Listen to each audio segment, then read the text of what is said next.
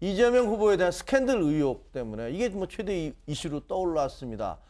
스캔들 의혹의 중심에 서 있는 배우 김부선 씨가 급기야 이제 언론과 인터뷰를 하는 바람에 이제 더 커진 것 같은데 네. 뭐라고 그랬습니까?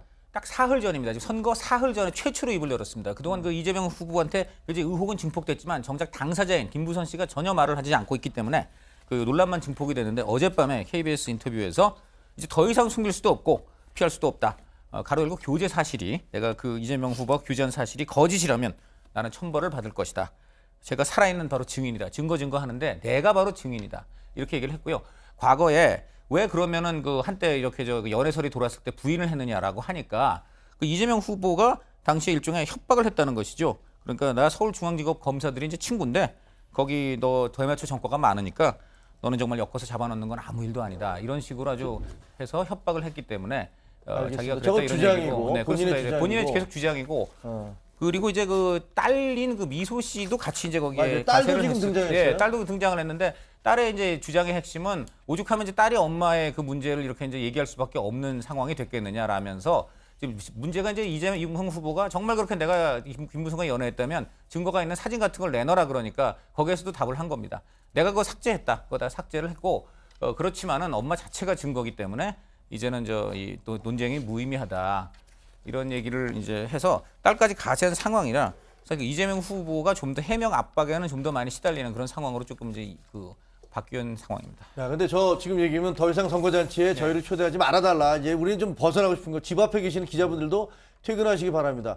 괴롭기는 괴롭겠네요. 집 앞에 기자들이 있고. 거기다가 이제 이재명 후보님 가족분들에게도 진심으로 사과드립니다 하는 건 뭐 참 어떻게 보면 가족으로서는 서로가 다 고통스러우니까 그런 얘기인 것 같은데. 얘기죠, 네. 자, 이재명 후보는 뭐 이런 내용들, 김부선 씨의 언론 인터뷰에 대해서 페이스북에 글을 올렸다면서요? 뭐라고 그랬습니까? 그렇습니다. 반이 기득권 연대의 저급한 총공세는 실패할 것이다. 이런 그 표현을 썼고요. 그다음에 근거 없는 일방적 주장에 불과하다. 이렇게 이제 그 부인하는. 그러니까 저 얘기는 자기에 대한 공격은 기득권들이 연대해서 그렇습니다. 공격하는 거다 이렇게 얘기하고 네, 있는 거군요. 그렇다고 해서 이제 세세하게 하나하나에 대한 팩트에 대해서 어떤 반박을 한 건 아닌데, 네. 근데 지금 그 상황이 좀 약간은 바뀌었다고 봐야 될 것 같습니다. 강찬 의원이 조금 전에 그 지적을 해주신 것처럼 이전에는 경쟁하고 있는 다른 후보에 의한 문제 제기였고 폭로였습니다. 근데 이제는 당사자라고 다른 후보에서 지목됐던 김부선 씨 본인이 나와서 실명으로 인터뷰를 하면서 사실관계를 밝혔다라는 점 이것 하나가 성격이 달라졌다는 좀 달라지는 것이고요. 거죠. 또 한 가지는 그러니까 지켜보는 유권자 입장에서 뭐 꼭 저런 사생활까지 건드려야 되느라는 시각을 가질 수가 있는데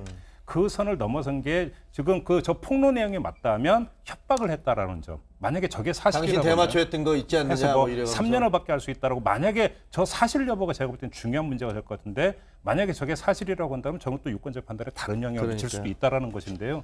주목해서 봐야 되는 건 4년 전 교육감 선거에서 고승덕 후보의 경우를 아마 그 기억을 하실 겁니다. 딸이 그것도 미국에서 편지 보낸 거 말이에요. 개인 가정사 문제였는데 그것이 고승덕 후보에 어떤 영향을 미쳤는지를 복귀를 해야 되는데 중요한 것은 지금 그 마지막 여론조사, 방송 3사 여론조사를 보면은 이재명 후보와 다른 후보와의 격차가 컸기 때문에 네.